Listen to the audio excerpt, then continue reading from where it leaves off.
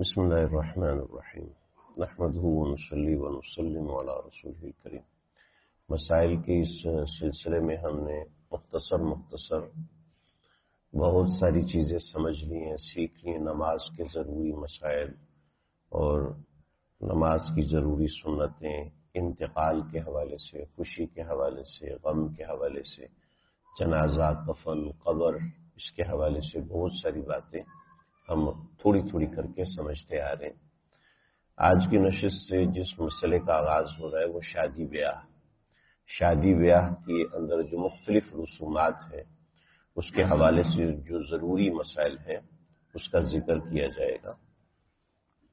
حدیث میں آتا ہے کہ کوئی ایک مسئلہ ہے، حدیث کا مفہوم ہے جس سے اور فقہا نے مسئلہ مستنبط کیا ہے کہ کوئی ایک مسئلہ سیکھتا ہے تو 100 نفل کا ثواب ملتا ہے، اور 100 نفل ابھی پڑھنا شروع کریں گے تو عصر کی نماز کا وقت ہو جائے گا، یعنی 100 نفل کا ثواب ملتا ہے۔ لیکن ایک مسئلہ سیکھ لیا جائے تو 100 نفل کا ثواب ویسے ہی حاصل ہو جاتا ہے۔ اور ہم تو پورا چیپٹر سیکھتے ہیں تو 10 منٹ، 12 منٹ، 15 منٹ میں پورا چیپٹر سمجھ میں آتا ہے، تو اس کے اوپر روایات کے مطابق 1000 نوافل کا ثواب ہے۔ حضرت ابو ذر غفاری کی روایات ہے، تو یہ بڑی فضیلت کا کام ہے، اور یہ قیامت تک یہ مسئلہ آپ خود سیکھیں گے، کسی اور کو سکھائیں گے، وہ آگے کسی اور کو سکھائے گا، یہ ایک بہت بڑا صدقہ جاریہ ہے۔ اب ایک مسئلہ ہے، میرا اس کے اوپر زندگی بھر عمل نہیں ہوتا، لیکن اس مسئلے کا صرف سیکھ لینا بھی عبادت ہے، اور آپ کا عمل نہیں ہوتا لیکن سکھا دینا بھی عبادت ہے۔ بطور مثال یہ پہلا مسئلہ ہے، محرم کے مہینے میں شادی کرنا۔ بہت سے لوگ اس کو سمجھتے ہیں کہ جائز نہیں ہے، حالانکہ یہ غلط ہے۔ محرم کے مہینے میں شادی کرنا، خوشی منانا بالکل جائز، قطعی طور پر جائز ہے۔ بعض لوگ محرم میں بیاہ اور شادی اور دیگر خوشی کی تقریبات کو ممنوع سمجھتے ہیں اور اس ماہ کو غم کا مہینہ قرار دیتے ہیں۔ شریعت میں اس کی کوئی دلیل نہیں ہے۔ حضرت حسین رضی اللہ تعالیٰ عنہ کی شہادت کا غم ایسی چیز نہیں ہے کہ صرف اس دن یا صرف اس ماہ میں ہوا کرے، بلکہ وہ تو ہر مسلمان کو ہر وقت ہوتا ہے۔ کہ ابھی کوئی کہے کہ آپ کو حضرت حسین کی شہادت کا غم نہیں ہے تو آپ کہیں گے نہیں، ابھی تو مجھے خوشی ہے، 10 محرم کو غم ہوگا۔ ایسا تو نہیں ہے نا، کوئی مسلمان کوئی ایسا سوچ بھی نہیں سکتا۔ تو وہ تو غم ایک مستقل چیز ہے، وہ لگا ہوا ہے، تو اس کو آپ محرم کے ساتھ خاص کرو کہ نہیں جی اس تاریخ کے ساتھ خاص کر کے اس میں ہم شادی نہیں کریں گے، یہ غلط ہے۔ چنانچہ ہندوؤں نے بھی کچھ ایام بنائے کہ ان ایام میں اگر شادی کر دی تو بچہ مر جائے گا، لڑکا مر جائے گا، یا لڑکی کا باپ مر جائے گا۔ یہ ایک عجیب بات ہے، بلکہ وہ ہر مسلمان کو ہر وقت ہوتا ہے، لیکن غم کا دن منانا شریعت میں جائز نہیں ہے۔ نبی علیہ السلام نے عام الحزن قرار دیا تھا، منایا تو نہیں تھا نا کہ جی غم کا مہینہ ہے، اس کے اندر کوئی شادی نہیں کریں گے، کوئی نکاح نہیں کرے گا۔ فوراً آپ نے حضرت سودا سے نکاح فرمایا تھا۔ نیز شوہر کے سوا کسی اور کی موت پر سوگ کرنے کی شرعاً کوئی اجازت نہیں ہے، کسی مذہب میں اجازت نہیں ہے، حتیٰ کہ اہل تشیع کے مذہب میں بھی اجازت نہیں ہے۔ لہذا 10 محرم یا محرم کے دیگر ایام میں شادی بیاہ کرنا بالکل جائز ہے۔ شادی بیاہ کی رسومات ہیں، اس میں کچھ رسمیں ایسی ہیں جو کہ ہمارے ہاں ہندوؤں کی مشابہت کی نیت سے نہیں کی جاتی، مگر اصلاً وہ چونکہ ہندوؤں نے اس کی ابتدا کی ہے لہذا اس سے بچنا ضروری ہے۔ صحرا باندھنا یہ ایک رسم ہے ہندوؤں کی۔ اچھا، اس میں تھوڑا سا سمجھ لیجئے، صحرا باندھنا 2 چیزیں ہوتی ہیں، ایک پگڑی باندھنا ہوتا ہے اور ایک صحرا باندھنا ہوتا ہے۔ تو ہمارے لوگ اس پگڑی کو ہی صحرا سمجھنا شروع کر دیتے ہیں، یہ درست نہیں ہے۔ پگڑی اور ہوتی ہے جو سر پہ پہنی جاتی ہے، اور صحرا وہ ہوتا ہے جو ایک گھونگھٹ مرد کو پہنا دیا جاتا ہے۔ پہلے پاکستان میں بہت زیادہ ہوتا تھا، اب تو تقریباً یہ ختم ہو گیا ہے، لیکن پھر بھی مسئلہ معلوم ہونا چاہیے کہ شادی میں دلہا کے سر پہ صحرا باندھنے کی رسم ہندوؤں سے لی گئی ہے۔ مسلمانوں کے لیے ہندوانہ شکل و صورت اختیار کرنا جائز نہیں ہے، لہذا صحرا باندھنے سے اجتناب کرنا لازم ہے۔ البتہ وہ پگڑی جس کے وہ اوپر اتنا بڑا پھل نکلا ہوتا ہے، یہ بھی مسلمانوں کا شعار نہیں ہے۔ پگڑی پہننا ویسے ہی ایک سنت ہے، سنت عادیہ ہے، نماز میں بھی پہن سکتے ہیں، ویسے پہن سکتے ہیں، شادی کے دن پہن لی تو اس میں کوئی حرج نہیں ہے، اچھی بات ہے۔ ضعیف روایت ہے کہ جو پگڑی سے ایک نماز پڑھتا ہے اس دیگر نمازوں سے 60 گنا افضل ہوتی ہے، لیکن چونکہ معتد بہا نہیں ہے، چونکہ سنن عادیہ ہے، تو اس وجہ سے کوئی پگڑی ویسے بھی باندھے تب بھی اچھی بات ہے، شادی کے دن پہن لی تب بھی کوئی منع کی بات نہیں۔ شادی میں مہندی، صحرا بندی، جوتا چھپائی اور دودھ پلائی، یہ سب ہندوؤں کی رسمیں ہیں۔ بچی کو مہندی لگانی ہے، بالکل لگائیے، مگر ہمارے ہاں کیا ہوتا ہے، مہندی کیسے ہوتی ہے وہ آپ حضرات مجھ سے بہتر جانتے ہیں کہ مہندی کے لیے باقاعدہ ایک پوری جماعت جاتی ہے، وہ مہندی لے کر جاتی ہے، لڑکے کی بہنیں یا اس کی پھوپھیاں یا اس کے کزنیں یا اس کے کوئی رشتہ دار، وہ مہندی خاص طور پہ سجاتے ہیں، ایک پورٹل سا بنتا ہے، سجاتے ہیں اور اس کے اوپر مہندی لے کر جاتے ہیں، پھر وہ مہندی جا کے لڑکی کو لگائی جاتی ہے۔ پہلے زمانے میں دلہا کے نام کی مہندی کر کے اس کے نام پہ لکھی جاتی تھی، تو پہلے زمانے میں یہ ہوتا تھا، آج کے زمانے میں یہ ہوتا ہے کہ خاص طور پر ڈانڈیا، پھانڈیا اور اس نوعیت کی رسمیں ہوتی ہیں، قطعاً غیر اسلامی اور قطعاً ہندوانہ رسمیں ہیں۔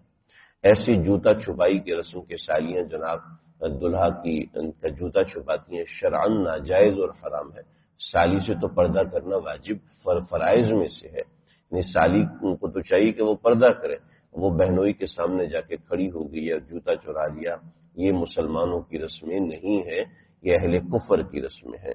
پھر ایسی جب دلہا آتا ہے تو آتے ہی اس کو جناب دودھ پلایا جاتا ہے یا ہلدی والا دودھ پلایا جاتا ہے۔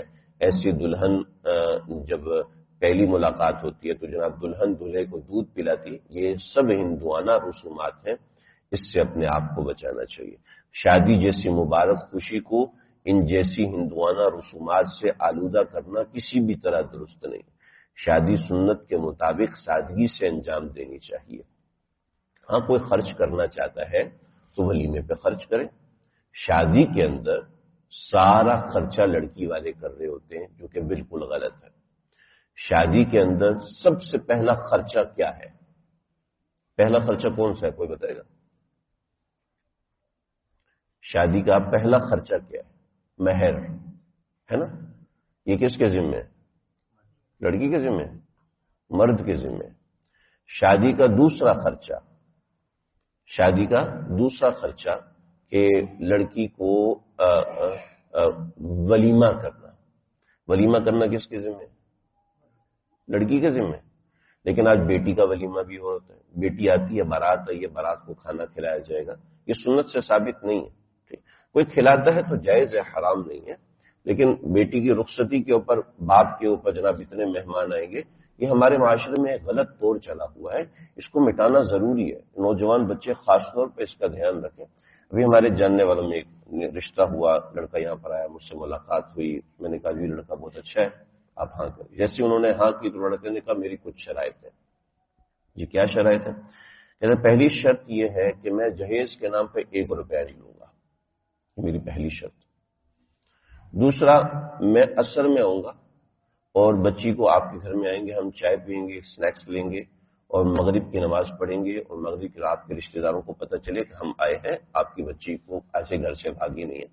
ہم عصر کے وقت آئیں گے اور ہم رخصتی کریں گے، اور رخصتی کر کے اپنے گھر لے جائیں گے، اگلے دن ہم ولیمہ کریں گے، آپ لوگوں نے جہیز کے نام پہ 1 روپیہ نہیں دینا۔ بہت اچھا ہے۔ تو اب مجھ سے کہنے لگے بھی یہ تو ہم نے تو یہ سامان خریدنا ہے، وہ سامان خریدنا ہے، آپ کیا کریں؟ میں نے کہا کتنے کا سامان خریدنا ہے؟ جی 9 لاکھ کا یہ سامان ہے، 3 لاکھ کا وہ سامان ہے۔ میں نے کہا چپ کر کے بیٹی کے ہاتھ میں دو، یہ لو بیٹا، یہ ہم نے تمہیں دینا تھا، مگر تمہارا شوہر اتنا اچھا ہے ماشاءاللہ، وہ سب سنت کے مطابق کر رہے، یہ پیسے لو، آپ کی مرضی عمرہ کرو، آپ کی مرضی حج کرو، آپ کی مرضی زیور بناؤ، آپ کی مرضی سنبھال کے رکھ دو، اکاؤنٹ میں ڈال دو، آپ کی مرضی انویسٹمنٹ کرو، ہم اپنی طرف سے آپ کو پورا دے رہے ہیں۔ بیٹیوں کی خواہش ہوتی ہے نا، فلاں بہن کی شادی میں اتنا خرچہ ہوا تو میری شادی میں، تو اس کے ہاتھ میں پیسے دے دو، کون بچی ہے جو چھلانگے لگائے کہ مجھے پیسے نہیں، وہ منع کرے گی، وہ کہے گی ہاں ٹھیک ہے سارے پیسے ادھر دے دو مجھے۔ تو جو سمجھدار ہوئی، جو بے وقوف ہوئی اپنا گھر برباد کرنے والی، تو وہ تو ویسے ہی برباد کر لیجیے، آپ چاہے کتنی بڑی تقریب کریں۔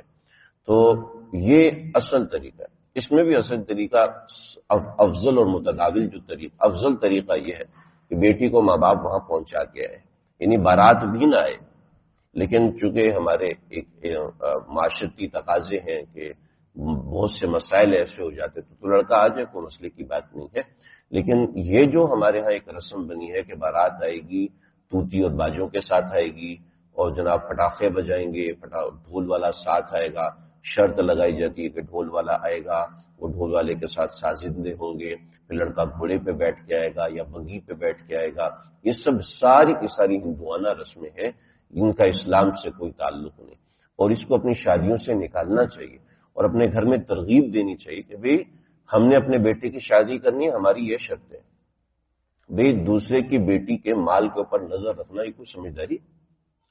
اگر اللہ نے آپ کو نہیں دیا ہوا تو آپ سادگی سے شادی کرو، زبردستی ہم نے جناب وہ بھی کرنا ہے، وہ بھی کرنا ہے، وہ بھی کرنا ہے، وہ بھی کرنا ہے، تب ہماری شادی ہوگی ورنہ نہیں ہوگی، اب یہ تو کوئی بات نہیں ہے نا۔ تو یہ اہم ترین چیز ہے، اس کا دھیان رکھنا بہت ضروری ہے۔ اس کے بعد آگے کی بڑی خطرناک رسم ہے ہمارے ہاں چلی ہوئی، شریعت میں اس بات کا کوئی ثبوت نہیں، شریعت نے آزادی دی ہے کہ شادی کے بعد پہلا رمضان میکے میں گزارے یا اپنے شوہر کے ساتھ گزارے، نہیں جی، شادی کے بعد پہلا رمضان اپنے والدین کے گھر گزارنا ضروری ہے، ٹھیک ہے۔ اب ساس جو ہے وہ دلہن کو کہتے جاؤ ٹھڈا مارو، اس کو بھیج دیتی ہے، اور ماں باپ اپنے گھر میں رکھ لیتے ہیں۔ ایک آپ کو نفسیاتی پہلو بتاؤں، آپ کسی بھی سائیکیٹرسٹ سے ملیں یا سائیکولوجسٹ سے ملیں، وہ آپ کو یہ بات بالکل تصدیق کرے گا کہ شادی کے بعد بیٹا بیٹا نہیں رہتا، شادی کے بعد بیٹی بیٹی نہیں رہتی، گھر والوں کی نظر بدل جاتی ہے، سوچنے کا انداز بدل جاتا ہے ہر کسی کا۔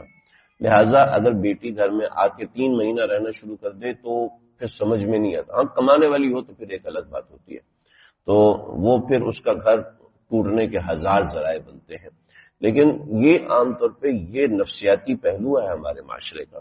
اب بیٹی کو بھیج دیا رمضان، پورا رمضان وہاں گزارے، اب وہ بیچارے اگر لڑکا اچھا ہے تو وہ کہتے ہیں چلو میں بھی فلاں جگہ جاؤ، تم بھی فلاں جگہ آ جاؤ، ہم 2-4 گھنٹے ساتھ گزار لیں، ان کو تو ہمارے جذبات کی پرواہ نہیں۔ نئی نئی شادی ہوئی ہے، اب جناب رمضان ادھر گزارے گی، یہ ادھر گزارے گی، آج جب وہ فون پہ اٹھا کے بات کرنے کی کوشش کرے گی تو ماں ڈانٹے گی، یہ کیا تمہارا وقت فون میں لگی رہتی ہے، تجھے شرم نہیں آتی، فلانا ڈیما۔ پہلی ڈیلیوری ماں باپ کے گھر میں ہو، یہ کون سا طریقہ ہے بھائی؟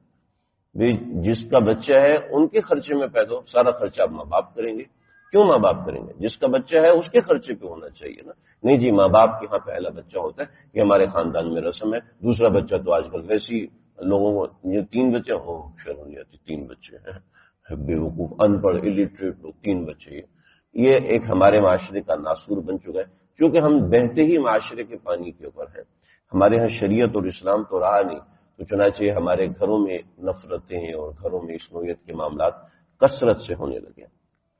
ایک اور بات بتاؤں، منگنی شادی بیاہ کے موقع پہ مٹھائی کپڑوں کا لین دین، اس سے پہلے میں ایک ضروری بات بتاؤں، بہت اہم چیز ہے، شریعت جوائنٹ فیملی سسٹم کو ایڈمائر نہیں کرتی، شریعت جوائنٹ فیملی سسٹم کو قطعاً پسند نہیں کرتی ہے، شریعت یہ کہتی ہے، احادیث میں ایک لفظ ہے بنا، روایت میں ایک لفظ ہے بنا، ابو داؤد میں روایات موجود ہے، بخاری میں روایت، بنا کا مطلب کیا ہے؟ بنا کا مطلب یہ ہے کہ جب لڑکا اپنا گھر بنا لیتا تھا تو تب اس کی رخصتی ہوتی تھی۔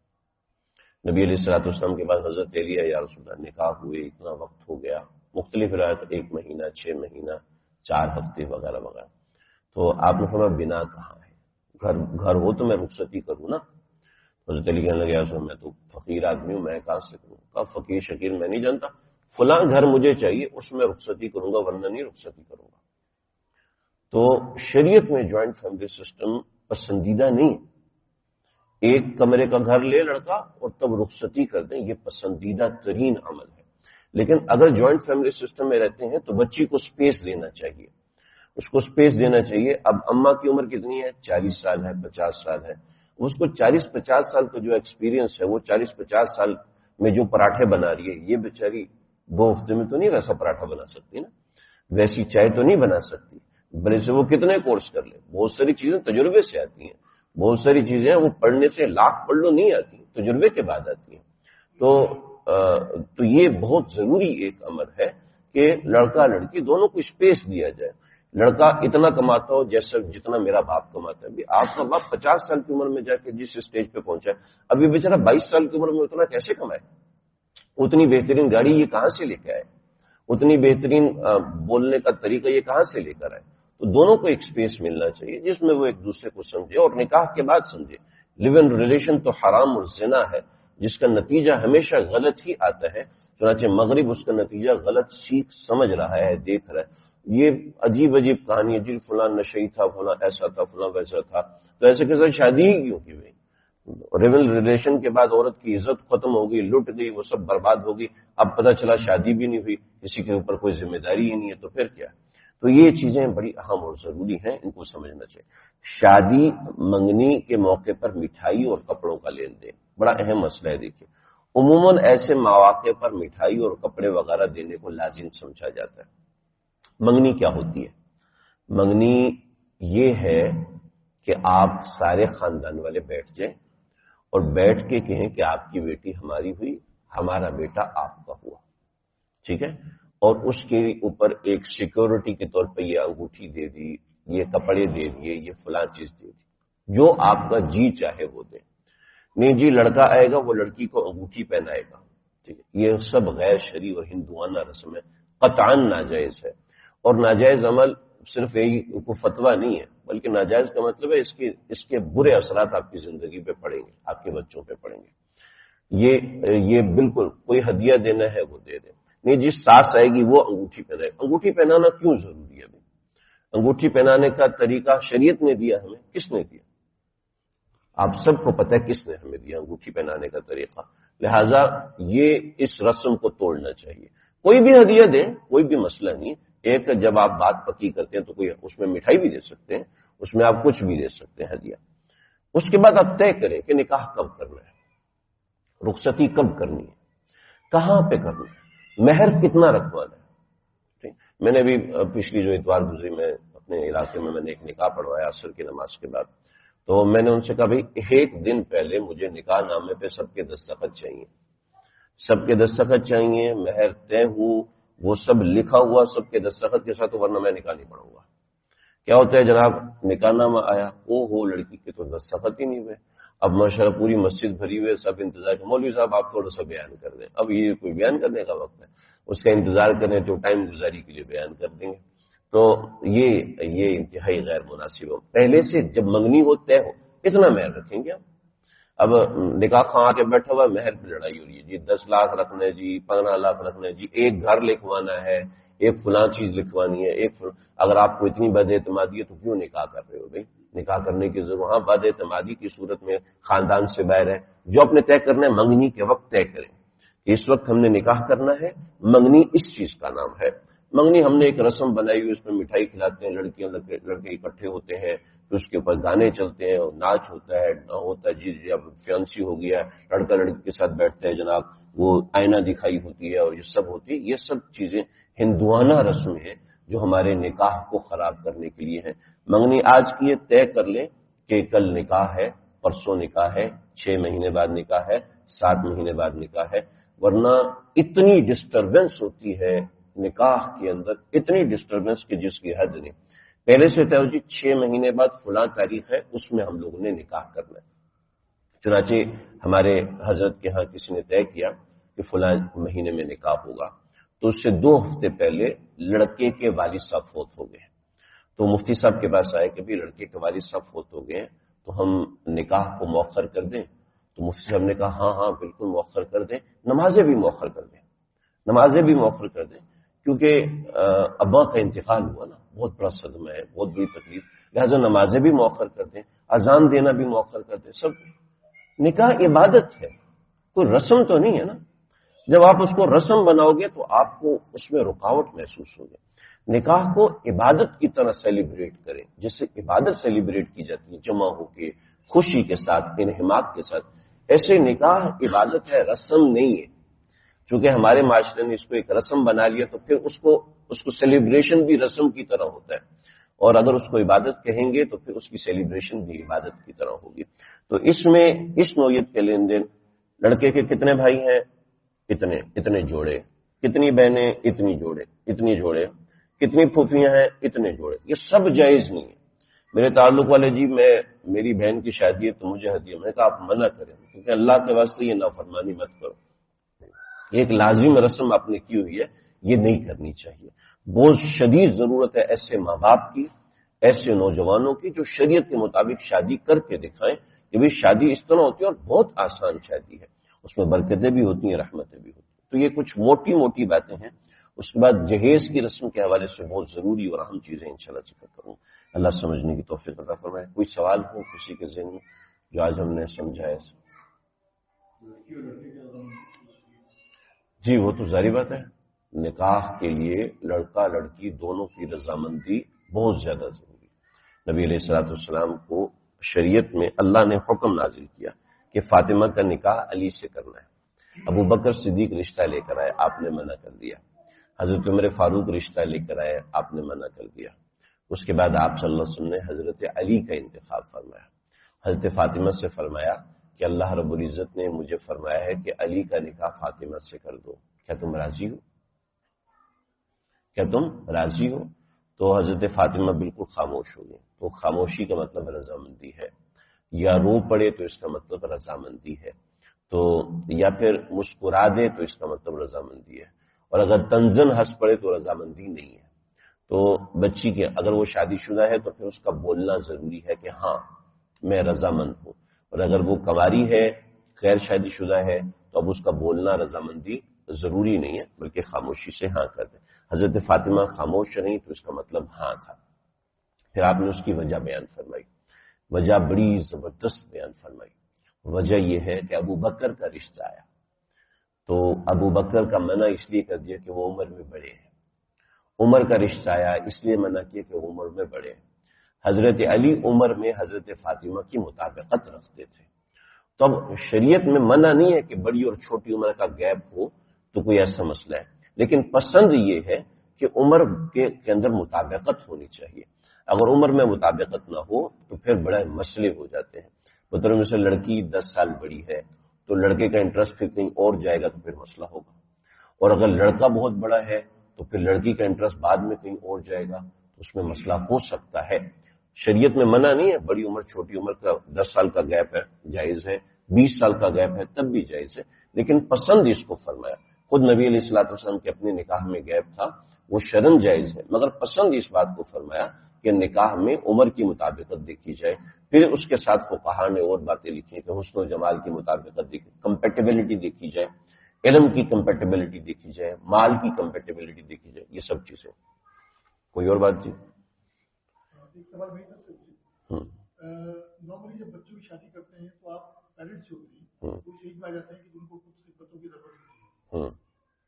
کسی شخص کا ایک بیٹا ہے، شادی کرتا ہے اور بیٹا ساتھ رہنا چاہتا ہے، بہو ساتھ رہنا نہیں چاہتی، ٹھیک ہے، بہو پیرنٹس کو اکیلا چھوڑنا نہیں چاہتی، تو پیرنٹس کو بیٹا ہے اور بہو ساتھ رہنا نہیں چاہتی، اس وقت میں پیرنٹس کا کیا شرعی حق ہے؟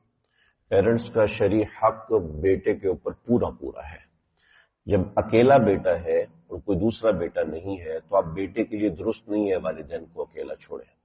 اب اس کے لیے یہ ضروری ہے کہ اپنی بیوی کو ایک الگ کچن دے دے اور ایک الگ کمرہ دے دے، اور الگ کمرہ اور الگ کچن دے دے، بس وہ اس کے ساتھ اپنا رہے، اس کا والدین سے کوئی رابطہ ہونا ضروری نہیں ہے، اسی گھر میں دے دے، اسی گھر میں دے دے، اس کے ساتھ والی اوپر والی منزل پہ دے دے، یا یہ والدین کا کمرہ اس کے ساتھ والا کمرہ اس کو دے دے، اور ایک کچن اس کو دے دے کہ یہ تمہارا کچن ہے، یا گھر میں ایک ہی کچن ہے تو اس کو بتا دے کہ یہ تمہارے اوقات ہے۔ جی پسندیدہ نہیں، شریعت نے یہ نہیں، شریعت نے کبھی جوائنٹ فیملی سسٹم کو پسند نہیں کیا، ایسے اس کا یہ مطلب نہیں ہے کہ ناپسند کیا ہے، کہ شریعت میں پریفرڈیبل یہ ہے کہ الگ رہا جائے، یہ پریفرڈیبل ہے، لیکن اگر ساتھ بھی رہتے تو جائز ہے، اس میں شرعاً کوئی حرج نہیں ہے۔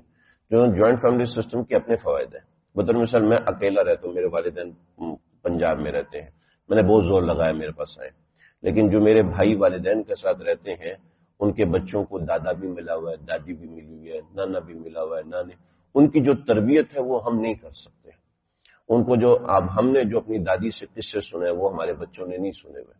ہم نے جو اپنے دادا ابو کی باتیں سنی ہیں، چیزیں دیکھی ہیں اس زمانے کے، وہ ہمارے بچوں نے نہیں دیکھے ہوئے. تو وہ اپنی جگہ پر فائدے مند چیزیں، مگر شرع میں پریفریبل یہ ہے کہ لڑکی کو ایک الگ جگہ دی جائے، ایک الگ گھر دیا جائے جس میں کسی دوسرے کا انٹرفیئرنس نہ ہو. البتہ یہ جو مسئلہ ہے فقہا نے خاص طور پہ اس کو لکھا ہے کہ جس کا اکیلا ایک بیٹا ہے تو بہو کے لیے جائز نہیں ہے کہ وہ شوہر کو الگ کرے. اور بہو تو چاہتی نہیں ہے کہ وہ اپنے ساس کے ساتھ رہے، کیونکہ ساس کو تو کبھی ماں کی طرح دیکھتی نہیں ہے. تو ظاہر بات ہے کل جب اس کا بیٹا آئے گا اس کو الگ کرے گا، اس کے لیے تو ٹٹ فار ٹیٹ ہوگا. تو اس صورت میں بس اس کے کمرے میں کسی دوسرے کا انٹرفیئر نہیں ہونا چاہیے. یہ اصل مسئلہ ہے. باقی یہ جو ہم بات کر رہے ہیں یہ تو ہم اس لیے بات کر رہے ہیں کہ ہمارے معاشرے میں تو ایک تباہی مچی ہوئی ہے نا کہ ساس کا ہم کہتے ہیں بھئی رشتہ کرنے سے پہلے لڑکا نہ دیکھو، لڑکے کی ماں کو دیکھ لو. لڑکے کی ماں. اب میرے کئی جاننے والے ہیں، کئی نوجوان بچے ہیں، میں کہہ رہا ہوں بیٹا تیری شادی ہوگی نا تو ہمیں پھر پتا چلے گا تیری ماں کیا ہے. تمہاری والدہ کو میں جانتا ہوں کہ وہ تو اپنی بیٹیوں کے لیے یہ تھی تو بہو کے لیے تو پتہ نہیں کتنا بڑا شیش ناک بنے گی. وہ بہت خطرہ. اب وہ بیٹا بھی ایک ہے بیچارہ. تو میں بیٹا تیری شادی ہوگی تو بڑا وہ اکیلا ہے تو سمجھتا ہے ماں کو کس طریقے سے، ماں بھی بیچاری ایسے ہے. تو اس نوعیت کے مسائل ہوتے ہیں.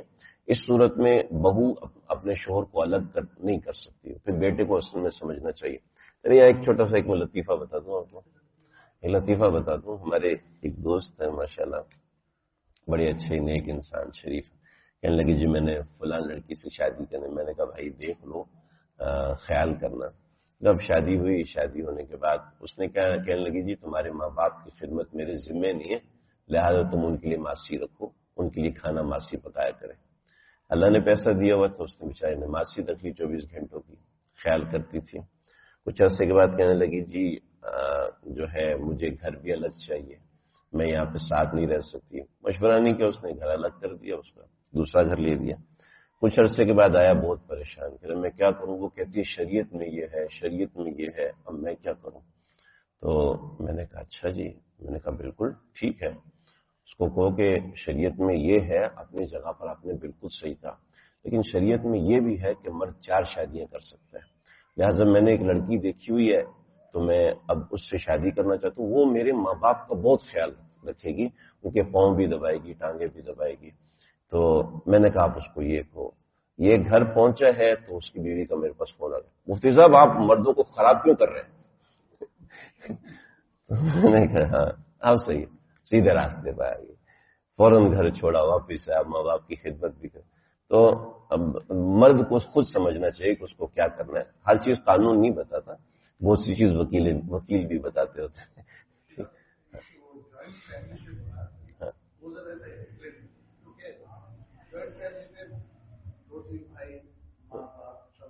جی ہاں وہ تو ہاں ہاں صحیح، بالکل آپ صحیح سمجھے. ہاں اگر 2-3 بیٹے ہیں، آپ جو سوال تایا والی لگی ہوئی. جی جی 3 بیٹے ہیں. ہاں میرے اپنے 3 بیٹے ہیں، ایک کی شادی ہوئی، ٹھیک ہے نا. صحیح. اس کے بعد 2 بیٹے پڑھ ہوئے. وہ 2 بیٹے کی شادی ہوتے ہیں اور ایک کر کے تینوں کی شادی ہو جاتی ہے. تو جوائنٹ فیملی سسٹم میں تو کوئی بھی نہیں ہے. بالکل ایسے ہی، بالکل ایسے. پیرنٹس جو ہیں جو تیسرے بیٹے کی شادی کے بعد وہ 70 کی ایج میں آ گئے ہوں یا ان کی جو والدہ ہے وہ 70 سال کی ایج میں آتی ہے، شاید کھانا بھی نہ بنا. جی اگر شرعی طور پہ تو تینوں کا حق ہے آپ لے کے رہتے ہیں. جی جی بالکل ایسے ہی، تینوں الگ چلی گئی. بالکل ایسے ہی، تینوں الگ چلی گئی. ہاں ایسے ہی. اس صورت کے اندر شرعی طور پہ مطلب پیرنٹس کا ذمہ داری ہے. بالکل صحیح. اصل میں آپ کی بات بالکل صحیح ہے. نہیں آپ سمجھیں میری بات. اس لیے شریعت نے فرض نہیں قرار دیا، واجب قرار نہیں دیا، سنت موقدہ قرار نہیں دیا کہ الگ ہی کرنا ہے. ٹھیک ہے، شریعت میں نہ فرض ہے نہ واجب، صرف پریفریبل ہے کہ ایسا کیا جائے. باقی میوچل انڈرسٹینڈنگ دیکھی جاتی ہے. ہر چیز کی میوچل انڈرسٹینڈنگ ہے کہ یہ آپ نے کس طریقے سے ادا کرنا ہے. اس کو میوچل انڈرسٹینڈنگ کے ساتھ طے کرے کہ بھی کون سا بچہ والدین کے ساتھ رہے گا، کون سی بہو والدین کے ساتھ رہے گی. پھر اس میں 50 چیزیں نا، بطور مثال ایک بہو والدین کے ساتھ زندگی بھر رہی تو ظاہر بات ہے پھر اس کو اس کے ساتھ معاملات والدین کے کس طرح کے ہوتے ہیں وہ ایک سمجھ میں آنے والی بات ہے کہ والدین نے اس کے ساتھ گھر اس کے ذمہ لگا دیا، اس کو زیور دے دیا، اس کو یہ چیزیں دے دی، اس کے بینیفٹس اس کو ملتے رہتے ہیں، ہر چیز کے بینیفٹس ملتے ہیں، تو یہ ایک پریفریبل اور ترجیحات کی چیز ہے، بقیہ اس سے فرض واجب سنت موقدہ ہونے سے کوئی تعلق واسطہ نہیں۔ اب وہ ہم یہ کہتے ہیں کہ آپ اللہ سے دعا کریں کہ آپ کو اپنے بچوں پہ کبھی بھی ڈیپینڈنٹ نہ ہونا پڑے۔ جو والدین اپنے بچوں پہ ڈیپینڈنٹ ہو گئے تو بڑی پریشان کن زندگی ہے۔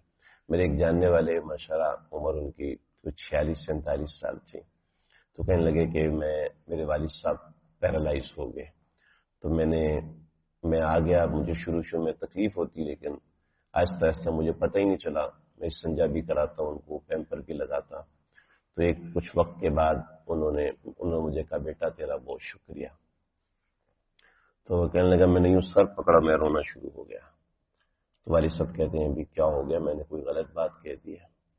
کہا ابو مجھے افسوس ہو رہا ہے کہ میں نے آپ سے ایسا تعلق رکھا کہ آپ کو مجھے شکریہ کہنا پڑ رہا ہے، کاش کہ میں آپ سے اپنائیت بنا کے رکھتا تو آپ حق سمجھتے کہ میں نے ہی کرنا ہے، میں کیوں کسی نوکرانی سے، کیوں کسی میڈ سے یہ سارے کام کروں، میں خود اس کرنے کو اپنی سعادت سمجھتا ہوں، یہ میں نے آپ پہ ثابت کیوں نہیں کیا، میں اتنا الگ آپ سے رہا ہوں کہ مجھے شکریہ کہنا پڑ رہا ہے، یہ میں نے بہت غلط کیا، آپ اس پہ مجھے معاف کر دیں۔ تو ایسے بچے مل جائیں تو یہ بہت بڑی دولت ہوتی ہے، اور بچے ساتھ مل کر بھی اماں ابا کو ٹونٹ لگاتے رہے تو پھر وہ کیا زندگی۔ ٹھیک ہے جی، بسم اللہ الرحمن الرحیم، الحمدللہ رب العالمین، والصلاة والسلام علی سید الانبیاء والمرسلین نبینا محمد وآلہ وصحبہ اجمعین۔ اللہ جو کہا ہے، پڑھا ہے، سنا ہے، عمل کرنے والا بنائیے، دین کی سچی سمجھ اور فہم ہم سب کو نصیب فرمائیے۔ صلی اللہ